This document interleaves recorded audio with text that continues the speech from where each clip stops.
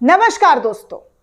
दुनिया दो युद्ध देख रही है कि दो युद्ध किस तरीके से सालों साल तक चलता हुआ दिखाई दे रहा है, खत्म नहीं हुआ है। अभी भी रूस यूक्रेन की लड़ाई जो है खत्म नहीं हुई है। उसके बाद इजराइल और फिलिस्तीन वॉर शुरू हो गया और अब इजराइल और ईरान वॉर भी शुरू हो चुका है। ईरान भी अपने बदले की पूरी तैयारियों में लगा हुआ है। लेकिन उससे पहले आपको बता दूं कि एक और युद्ध तेजी से बढ़ता हुआ नजर आ रहा है। ये युद्ध रूस और यूक्रेन का है। रूस ने अपने परमाणु परीक्षण करना शुरू कर दिया है। परमाणु जो बॉम्ब है, मिसाइल्स हैं, उसकी पूरी तरीके से प्रैक्टिस करनी शुरू कर दी है। ये खबर मैं आपको बता चुकी हूं। लेकिन इसी बीच अब उत्तर कोरिया ने भी अपनी दस्तक दे दी है। उत्तर कोरिया के बारे में तो आप जानते ही हैं कि वो कितना खतरनाक देश है। दुनिया उसे कैसे झेल रही है ये भी आपको पता है। और ऐसे में रूस का साथ देने के लिए उत्तर कोरिया ने अपने 12,000 सैनिकों को रशिया भेज दिया है। रूस के साथ अब उत्तर कोरिया के सबसे खतरनाक सैनिकों की एंट्री हो गई है। रूस यूक्रेन वॉर अब और तेजी से बढ़ने वाला है, जिसकी कल्पना हम और आप नहीं कर सकते हैं।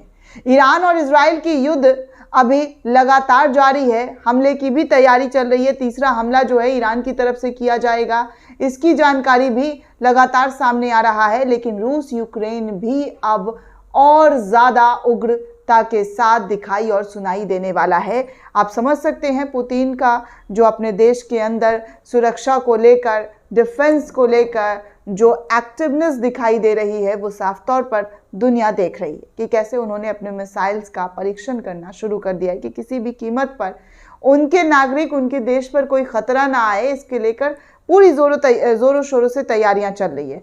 तो चलिए आपको मैं ये खबर दिखा दूं कि क्या हो रहा है, किस तरीके से उत्तर कोरिया ने अपने तमाम सैनिकों को अलर्ट करते हुए क्या क्या करने की कोशिश की है, वो सब कुछ आप जान लीजिए। उत्तर कोरिया ने किस तरीके से अपने जो सैनिक हैं उनको भेज दिया है। तो ये सब कुछ दोस्तों उत्तर कोरिया की तरफ से जानकारी निकलकर सोशल मीडिया पर वॉइस ऑफ ह्यूमंस ने शेयर किया है। पुतिन और उत्तर कोरिया के जो किम जोंग उन हैं उनकी तस्वीर साझा करते हुए लिखा है कि उत्तर कोरिया ने उतार दी है अपनी 12,000 की सेना यूक्रेन के खिलाफ। रूस के साथ किस सुपर पावर में दम है। अब तो उत्तर कोरिया के खिलाफ कुछ कर सके दुनिया, उसमें कोई ऐसा देश नहीं है जिन्हें आप सिर्फ बर्दाश्त कर सकते हैं, उसके खिलाफ कुछ कर नहीं सकते हैं। इस तरीके की जानकारी वॉइस ऑफ ह्यूमंस ने शेयर किया है कि आप सिर्फ और सिर्फ उत्तर कोरिया को झेल सकते हैं, उसके अलावा आप कुछ कर ही नहीं सकते हैं। क्योंकि उत्तर कोरिया ने जो दमखम दिखानी शुरू की है वो साफ तौर पर नज़र आ रहा है। वहीं ग्लोबल आई न्यूज़ ने भी कुछ जानकारी साझा करते हुए लिखा है कि नॉर्थ कोरिया ने भी अपने सबसे बड़े मिसाइल हॉसोंग-19 ICBM का परीक्षण सफलतापूर्वक जो है वो कर लिया है। और कहा जा रहा है कि दुनिया का सबसे स्ट्रॉन्गेस्ट जो मिसाइल है वो यही मिसाइल है जो उत्तर कोरिया के पास है। दुनिया का सबसे शक्तिशाली मिसाइल जिसका परीक्षण उन्होंने सफलतापूर्वक कर लिया है। ग्लोबल आई न्यूज़ ने इस खबर को शेयर करते हुए जानकारी साझा की है। वहीं ग्लोबल आई न्यूज़ की तरफ से ये जानकारी भी साझा की जा रही है दोस्तों कि 8,000 नॉर्थ कोरिया के टॉप कमांडर्स जो है वो रशिया के लिए भेज दिए गए हैं। कुछ 8,000 बता रहे हैं, कुछ 12,000 बता रहे हैं। तो ऐसे में उत्तर कोरिया का दमखम आपके सामने है दोस्तों कि उत्तर कोरिया किस तरीके से जो है अपनी शक्ति का इस्तेमाल करने की पूरी तैयारियों में लगा हुआ है। वॉइस ऑफ वुमेन्स की तरफ से एक और जानकारी साझा की जा रही है। कहा जा रहा है, अरबी मीडिया के हवाले से खबर आ रहा है कि ईरान के आसन हमले की खबर सुनने के बाद से ही तेल की कीमतों में सऊदी अरबिया और तमाम गल्फ कंट्री ने बहुत बड़ी तरीके से इजाफा कर दिया है।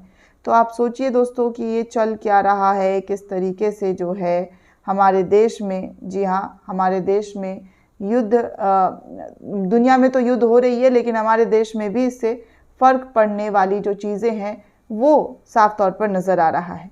अब देखिए, रूस का गूगल पर ग्लोबल जीडीपी का 620 गुना का जुर्माना जो है वो लगा दिया गया है। यूट्यूब चैनल बंद करने पर कोर्ट ने ये फाइन जो है वो गूगल पर लगाया है और रूस में गूगल को दिवालिया भी घोषित कर दिया गया है। दरअसल रूस की एक अदालत ने गूगल पर 20 डिसिलियन डॉलर का जुर्माना लगा दिया है। ये रकम पूरी दुनिया की जीडीपी का 620 गुना से ज़्यादा है। इसका मतलब दुनिया के किसी भी देशों की जीडीपी को 620 बार जोड़ा जाएगा तब जाकर ये रकम जमा होगी। आप सोचिए कि गूगल पर रूस ने किस तरीके से एक्शन लिया है।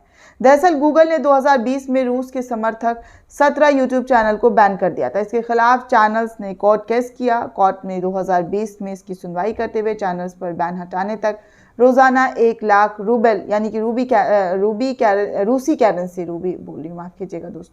रूसी करेंसी का जुर्माना लगाया था। इसके लिए 9 महीने का वक्त दिया गया था कि आप ये पेमेंट जो है वहाँ चैनल्स को देंगे। यदि इस दौरान कंपनी जुर्माना नहीं चुकाती है तो हर 24 घंटे में ये जो करेंसी है दोगुना हो जाएगा।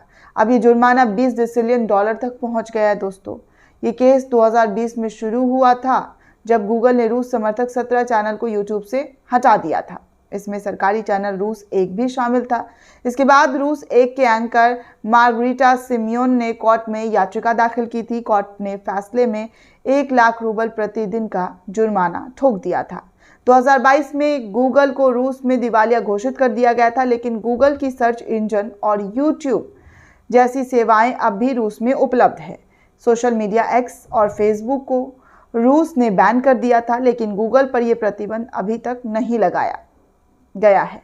हालांकि गूगल ने रूस से अपनी सर्विसेज कम कर दी है। इतनी बड़ी रकम का जुर्माना दुनिया को कानूनी इतिहास में सबसे बड़े दंडों में से एक माना जा रहा है। गूगल ने कहा है कि उनकी ये सर्विसेज को प्रभावित नहीं करने वाला है। पिछले 10 सालों में अलग अलग देश कुल मिलाकर गूगल पर 14 अरब डॉलर यानी कि 11,620 करोड़ रुपए का जुर्माना लगा चुका है। भारत ने भी 21 अक्टूबर 2022 को अनफेयर बिजनेस प्रैक्टिस के मामले में गूगल पर 1338 करोड़ रुपए का जुर्माना लगाया था। ब्रिटेन ने भी गूगल पर डिजिटल विज्ञापन मार्केट में गलत तरीके से फ़ायदा उठाने का आरोप लगाया था, जिसको लेकर गूगल का रूस में तो फिलहाल दिवालिया निकल चुका है। वहीं आपको एक और बड़ी जानकारी दे दूं दोस्तों, वॉइस ऑफ ह्यूमंस की तरफ से टाइम्स ऑफ इंडिया की खबर फैसल बिन फरहान की जो बयान है उसको शेयर करते हुए लिखा है कि सऊदी अरब ने अब अपने साथ 90 देशों को लेकर फिलिस्तीन को एक अलग आज़ाद देश बनाने पर दबाव बना रहा है। ये सऊदी अरब की तरफ से जो है कोशिशें लगातार की जा रही है। उत्तर कोरिया के बारे में तो मैंने आपको बता दिया कि उत्तर कोरिया ने किस तरीके से अपना समर्थन जो है वो रशिया के राष्ट्रपति व्लादिमीर पुतिन को दे दिया है। वहीं आपको एक और जानकारी दे दूं दोस्तों ग्लोबल आई न्यूज़ के हवाले से कि ईरान जो है अपनी पूरी तैयारियां जंग की कर चुका है और ये अटैक इजराइल पर किसी भी वक्त की जा सकती है। इस तरीके की जानकारी जो है वो इजराइल, ईरान, फिलिस्तीन और इजराइल और साथ में रूस और यूक्रेन में भी जो जंग की आहट है वो सुनाई देनी शुरू हो चुकी है कि जंग की आहट किसी भी वक्त शुरू हो सकती है। दोस्तों इस पूरे रिपोर्ट को लेकर आप क्या सोचते हैं, आपकी क्या राय है, हमें कमेंट करके ज़रूर बताइएगा। साथ ही साथ चैनल को ज़्यादा से ज़्यादा लाइक, शेयर और सब्सक्राइब करना बिल्कुल भी ना भूलें। धन्यवाद दोस्तों।